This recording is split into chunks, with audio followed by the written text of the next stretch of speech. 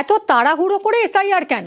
প্রথম থেকে আপত্তি তুলেছিলেন মমতা বন্দ্যোপাধ্যায়। শেষমেশ এসআইআর এর সময়সীমা বাড়ালো নির্বাচন কমিশন। ফর্ম জমা দেওয়ার শেষ তারিখ থেকে চূড়ান্ত ভোটার লিস্ট বের করা, এই সবেরই সময়সীমা বাড়ানো হলো 7 দিন করে।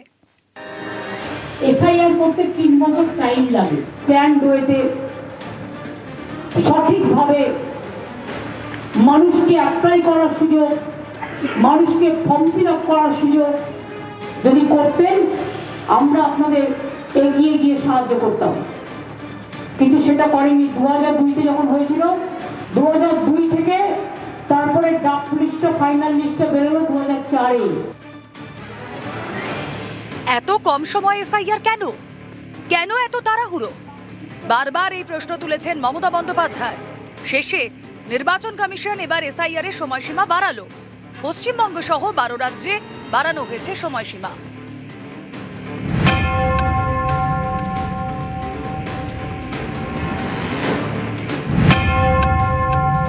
এসআইআর ফর্ম জমা শেষ দিন ছিল 4 ডিসেম্বর, সেটা বাড়িয়ে করা হলো 11 ডিসেম্বর। খসড়া তালিকা প্রকাশের দিন ছিল 9 ডিসেম্বর, সেটা হলো 16 ডিসেম্বর।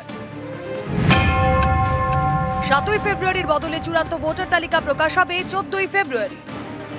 পশ্চিমবঙ্গ তো কঠিন ঘাঁটি, কঠিন মাটি। একদিকে যেরকম নির্বাচন কমিশন প্রকারান্তরে স্বীকার করে নিলেন যে তাদের নির্ঘণ্টটা ঠিক ছিল না, তাদের প্রস্তুতি ঠিক ছিল না, তার জন্য যে 35টা প্রাণ চলে গেল, তার কৈফিয়ত কে দেবে? এই 7 দিন বাড়ালেই যে তারা সব কলঙ্ক মুক্ত হয়ে যাবেন নির্বাচন কমিশন বা তাদের পেছনের মাথা বিজেপি, এটা মনে করা খুব ভুল।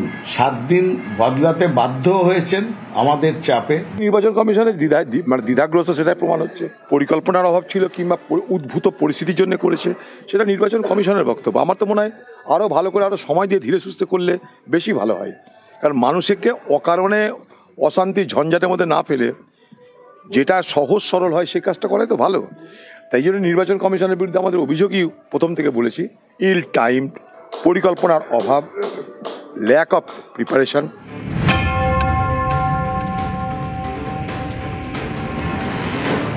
এটা তাদের অবজারভাররা ভালো করে কাজ করতে পারবেন, আরো বেশি স্ক্রুটিনি করতে পারবেন। এসআইআর নিয়ে এখনো আশায় বুক বাঁধছে বঙ্গ বিজেপি। 41 লক্ষ পর্যন্ত বাদ গেছে। এটা প্রথম ধাপ, হাফ কোটির উপরে বাদ যাবে। দ্বিতীয় ধাপে হিয়ারিং এও বাদ যাবে। বাংলাদেশি মুসলিম অনুপ্রবেশকারীর নাম থাকলে আমরা 1 ইঞ্চিও ছাড়বো না। সঠিক এসআইআর হলে 1,25,30 লক্ষ লোকের নাম বাদ যাওয়া উচিত। নিউজ 18 বাংলা। আবারও অসুস্থ বিএলও, এবার উত্তর 24 পরগনার হিঙ্গলগঞ্জে। পরিবারের দাবি এসআইআর এ কাজের চাপে হার্ট অ্যাটাক হয়েছে শঙ্কর সিং এর, ভর্তি এসএসকেএমে।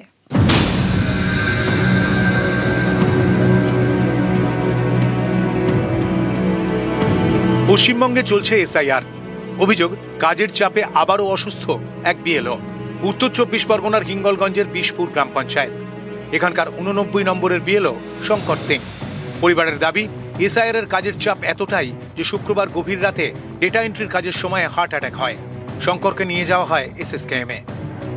কাজের চাপ, যে এখন যে কাজ চাপ চলছে, তার রীতিমতো তার একটা কাজের চাপ আছে।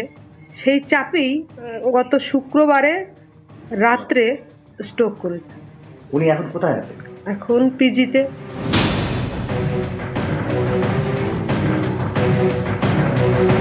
উত্তর 24 পরগনার বাগদায় হেলেঞ্চা গ্রাম পঞ্চায়েত। এখানকার মণ্ডপঘাটার বাসিন্দা 3 ভাই, রঞ্জন, হিরণময় এবং প্রশান্ত। তাদের বাবা হর্ষিত বিশ্বাস আগেই মারা গিয়েছেন। অভিযোগ, 2002 সালে শেষ এসআইআরে তার নাম ছিল না। পাশের সিঙ্গি গ্রামের বাসিন্দারও নাম হর্ষিত বিশ্বাস। অভিযোগ, এই ব্যক্তির এপিক নম্বর দিয়ে এসআইআর ফর্ম ফিল আপ করেছেন 3 ভাই, বিএলওর কাছে জমাও দিয়েছেন। বিষয়টি জানতে পেরে বিডিওর কাছে লিখিত অভিযোগ জানান হর্ষিত বিশ্বাস। ওই ভোট বানাই নিয়েছে রঞ্জন বিশ্বাস আর হিরণময় বিশ্বাস। আপনাকে কি দেখিয়েছে? বাবা আর আমার স্ত্রী তো মা। এটা কি আপনার ছেলে? না, কিন্তু আমি কিছু জানি না। এই ফর্ম জমা দিচ্ছে। 138 পার্টের যে ভোটার আছে তাকে বাবা সাজিয়ে তার অ্যাপ্লিকেশনে লিঙ্কেজ দিয়ে উল্লেখ করা হয়েছে। এসআইআর ফর্ম জমা করেছে। এসআইআর ফর্ম জমা করেছে।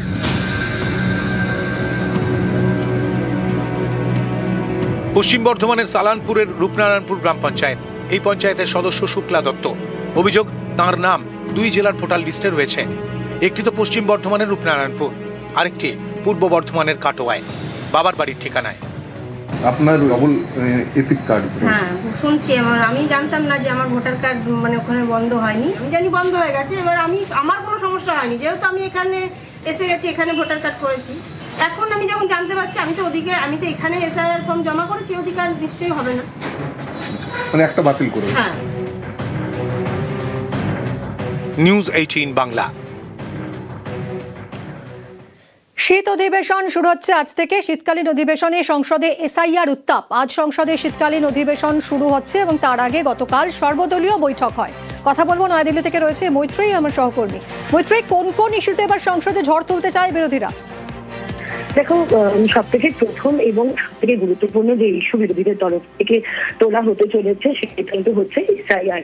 গতকালই সর্বদলীয় বৈঠকে তৃণমূল কংগ্রেস সহ তৃণমূল কংগ্রেস, সমাজবাদী পার্টির মতো যারা শক্ত বিরোধী দল রয়েছে তারা প্রত্যেকেই জানিয়ে দিয়েছেন যে তারা এসআইআর ইস্যুতে আলোচনা চান, এবং একই সঙ্গে তারা এটাও জানিয়ে দিয়েছেন যে তারা অধিবেশন চালাতে চান, কিন্তু সেটার জন্য সরকারের তরফ থেকে প্রয়োজনীয় সহযোগিতাও তারা এক্সপেক্ট করেন।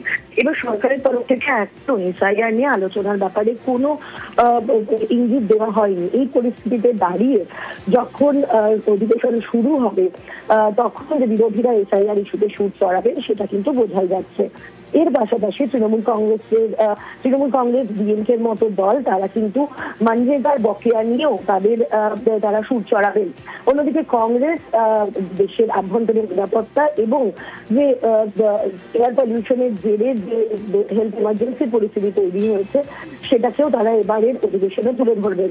ফলে এবার দেখার যে এই এসআইআর উত্তপ্ত অধিবেশন কতটা উত্তপ্ত হয়, কিন্তু ইঙ্গিত এখনো কিন্তু বোঝাই যাচ্ছে যে এবার শীতকালীন অধিবেশনের উত্তাপ পুরোটাই বাড়াবে এসআইআর ইস্যু। ধন্যবাদ Maitreyi. So many things are discussed. Why the SIR will not be discussed? 40% have expired. 7-8% attempted to commit suicide. This is a very serious issue. Should be discussed. The process of SIR should not be made in a way to delete the names from the electoral roll. Release of funds like Manrega, etc. Despite the order of the Calcutta High Court and Supreme Court, central government has not released the money of Manrega to the West Bengal. National security is more of the most important thing. Because of the lapse of the Home Ministry, the way the national security is broken in the country, there is a serious breach in the national security. This time it needs a elaborate discussion. Political parties में differences होते हैं, अपने अपने ideologies, अपना अपना agenda लेकर के सबको काम करना होता है, तो डिफरेंसेस होगा।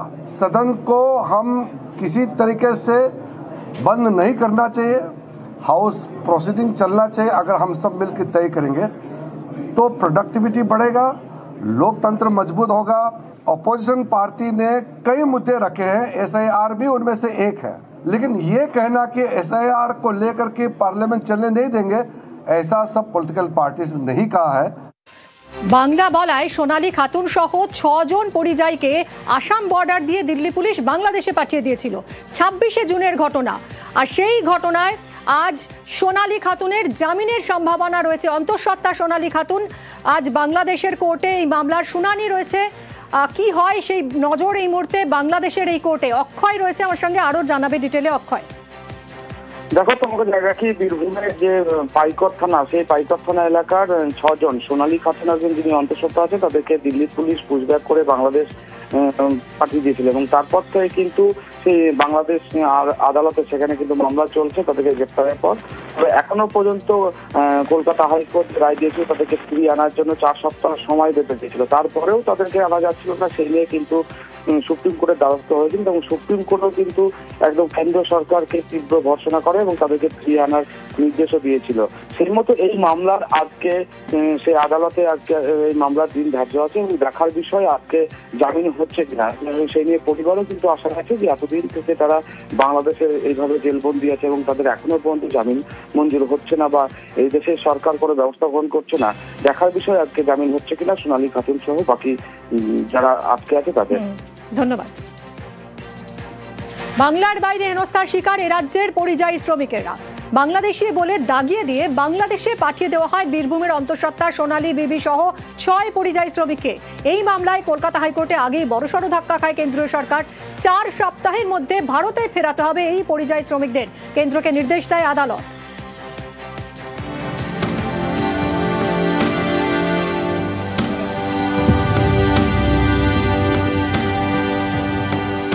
বাংলার বাইরে বারবার হেনস্থার শিকার হতে হয়েছে এ রাজ্যের পরিযায়ী শ্রমিকদের। বাংলা বলায় বাংলাদেশি বলে দাগিয়ে দেওয়ার চেষ্টা হয়েছে, কাউকে আটকে রাখা হয়েছে ডিটেনশন ক্যাম্পে, কাউকে পাঠিয়ে দেওয়া হয়েছে বাংলাদেশে, যেমনটা হয়েছে বীরভূমের পরিযায়ী শ্রমিক সোনালী বিবির সঙ্গে। এই মামলায় কলকাতা হাইকোর্টে বিপাকে পড়ল কেন্দ্রীয় সরকার। হাইকোর্টের নির্দেশ, বীরভূমের বাসিন্দা পরিযায়ী শ্রমিক অন্তঃসত্ত্বা সোনালী বিবি সহ 6 জনকে ভারতে ফেরাতে হবে। 4 সপ্তাহের মধ্যে বাংলাদেশ থেকে ভারতে ফেরাতে হবে। কেন্দ্রীয় সরকারকে এমন নির্দেশ হাইকোর্টের। কলকাতা হাইকোর্টকে আমার ধন্যবাদ। দিল্লির পুলিশে যেভাবে অন্যায় করে আছে, একবার বাংলাদেশ পাঠিয়ে দিয়েছে, খুব অন্যায় কাজ করেছে। আমার বাড়িটা বাংলাদেশ নয়। কলকাতা হাইকোর্টের বিচারপতি তপব্রত চক্রবর্তী এবং বিচারপতি ঋতুব্রত কুমার মিত্র ডিভিশন বেঞ্চ মন্তব্য করে, 24শে জুন দিল্লিতে আটক করা হয় বীরভূমের 6 জন পরিযায়ী শ্রমিককে। তাদের মধ্যে একজন অন্তঃসত্ত্বা। 48 ঘন্টার মধ্যে তাদের বাংলাদেশ পাঠিয়ে দেওয়া হয়। এই পরিযায়ী শ্রমিকদের যেভাবে আটকে রাখা হয় এবং বাংলাদেশে পাঠিয়ে দেওয়া হয়, সেই প্রক্রিয়া বেআইনি। তাই কেন্দ্রের এই সিদ্ধান্ত খারিজ করা হলো। হাইকোর্টের নির্দেশ, 4 সপ্তাহের মধ্যে সোনালী বিবি সহ 6 জনকে ফিরিয়ে আনতে হবে। নির্দেশ কার্যকরের উপর 6 সপ্তাহের স্থগিতাদেশ চায় কেন্দ্রীয় সরকার। সেই আবেদন এদিন খারিজ করে দেয় হাইকোর্ট। দিল্লি পুলিশ উৎসাহের আধিক্য দেখিয়ে দ্রুততার সঙ্গে এদের ভাগ্য নির্ধারণ করেন। বাংলাদেশের যে বিভিন্ন কাগজপত্র রয়েছে, যে তারা সেখানে গ্রেপ্তার হয়ে রয়েছেন, অন্তঃসত্ত্বা সোনালী সেখানেই রয়েছেন। আমাদের দেশের যে সংবিধান, যে বেসিক স্ট্রাকচারের কথা আমরা বলি, গর্বের হাত ধরে আমরা এদের দেশে ফিরিয়ে আনতে পারব। বীরভূমের পাইকরের বাসিন্দা সোনালী বিবি দিল্লির রোহিণীতে পরিযায়ী শ্রমিকের কাজ করতেন। যে সময় বাংলাদেশি সন্দেহে পুলিশ তাকে আটক করে, তখন সোনালী অন্তঃসত্ত্বা। অভিযোগ, বাংলায় কথা বলায় 24শে জুন সোনালী সহ বীরভূমের 6 জন শ্রমিককে আটক করে দিল্লি পুলিশ। 48 ঘন্টার মধ্যে অর্থাৎ 26শে জুন অসম সীমান্ত দিয়ে তাদের বাংলাদেশে পাঠানো হয়। সোনালী বিবিকে ঘরে ফেরাতে কলকাতা হাইকোর্টে হেভিয়াস কর্পাস মামলা দায়ের করা হয়। এই মামলার দ্রুত নিষ্পত্তির জন্য সুপ্রিম কোর্ট নির্দেশ দেয়। সেই মামলার রায়ে বিপাকে কেন্দ্রীয় সরকার। আদালতের নির্দেশে খুশি সোনালী বিবির পরিবার। কলকাতা হাইকোর্টকে আমার ধন্যবাদ। মমতা ব্যানার্জি আর সামিরুল ইসলাম না থাকলে আমার মেয়ে ছেলেকে আমার ক্ষমতা নেই আনা। দিল্লির পুলিশে যেভাবে অন্যায় করে আছে, না জানি না জাজ করি, একবার বাংলাদেশ পাঠিয়ে দিয়েছে, খুব অন্যায় কাজ করেছে। আমার বাড়িটা বাংলাদেশ নয়। নিউজ 18 বাংলা।